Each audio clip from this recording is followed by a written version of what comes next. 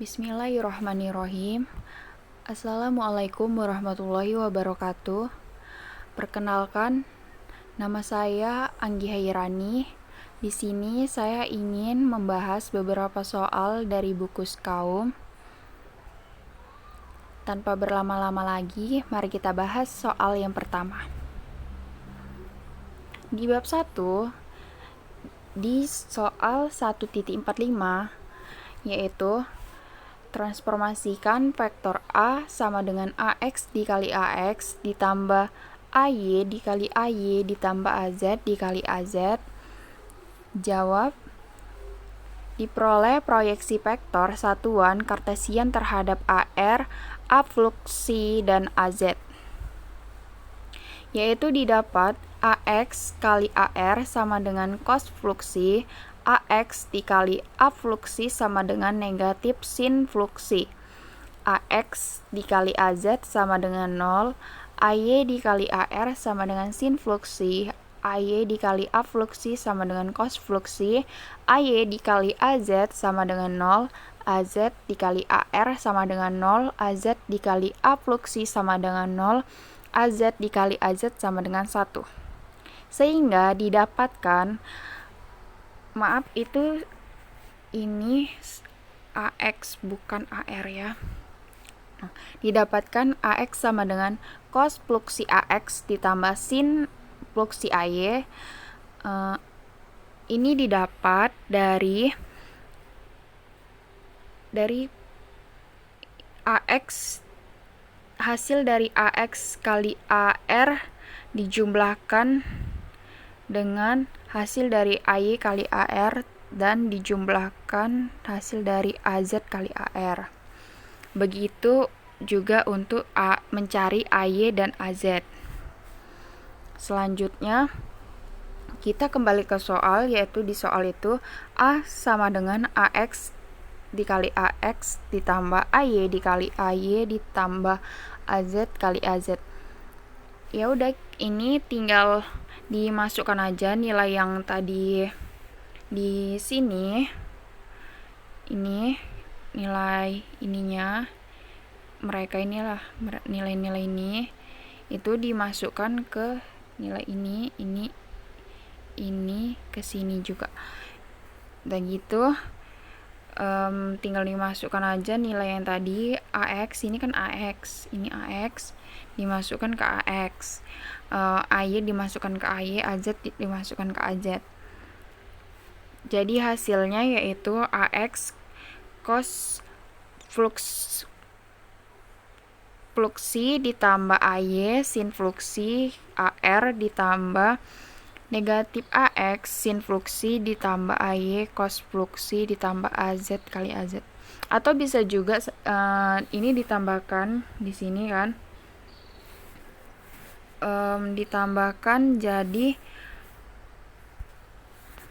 AX cos fluksi ditambah AY sin fluksi AR dikurang AX sin fluksi ditambah AY cos fluksi ditambah AZ. Oke, kita masuk ke soal yang nomor 2 atau di bab 2. Saya mengambil soal 2.55.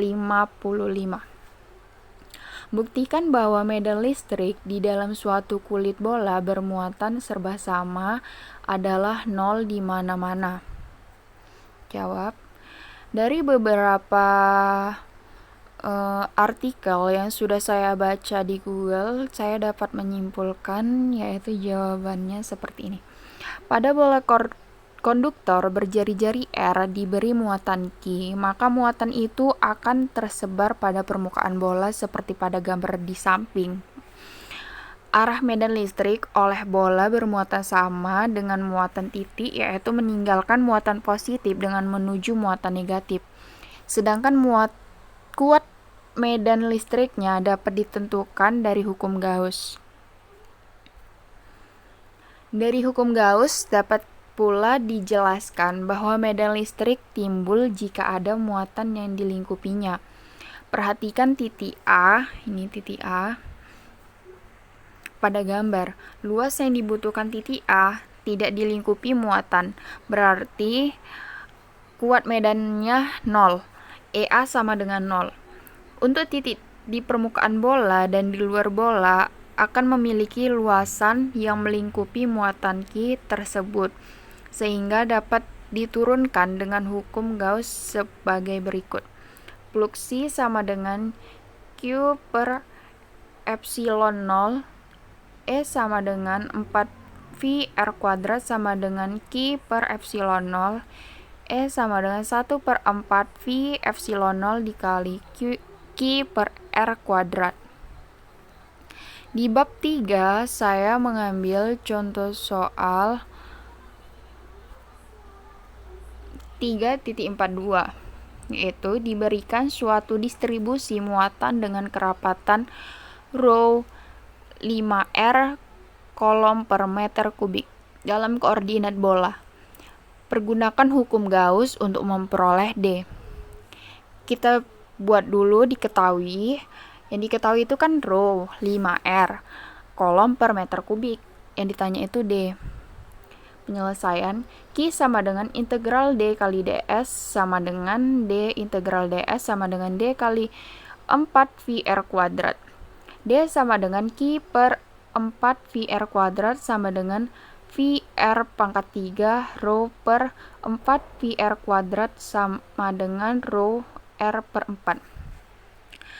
Kenapa bisa dapat rho R per 4? Itu dia ini di V-nya ini dihabiskan, karena kan bisa dihabiskan.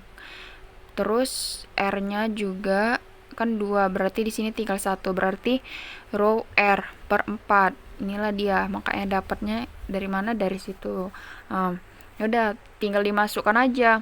Ya diketahui tadi kan di rho-nya kan 5R. Yaudah, tinggal dimasukkan, berarti 5R dikali R per 4 sama dengan 5R kuadrat per 4 C per meter kuadrat.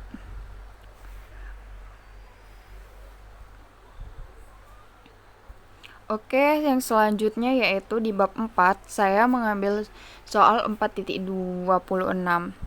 Tunjukkan divergensi dikali E sama dengan 0 bagi medan oleh muatan bidang yang serba sama. Jawab. Dalam koordinat silindris, medan ini adalah E sama dengan rho T per 2V epsilon 0 kali R kali AR. Maka divergensi dikali E sama dengan 1 per R du per du R dikali R du L per 2V epsilon 0 kali R. Itu hasilnya sama dengan 0. Divergensi E untuk konfigurasi muatan adalah 0, dimana kecuali R sama dengan 0, dimana harganya tak tertentu. Oke, di bab terakhir yaitu di bab 5, saya mengambil contoh soal di 5.10.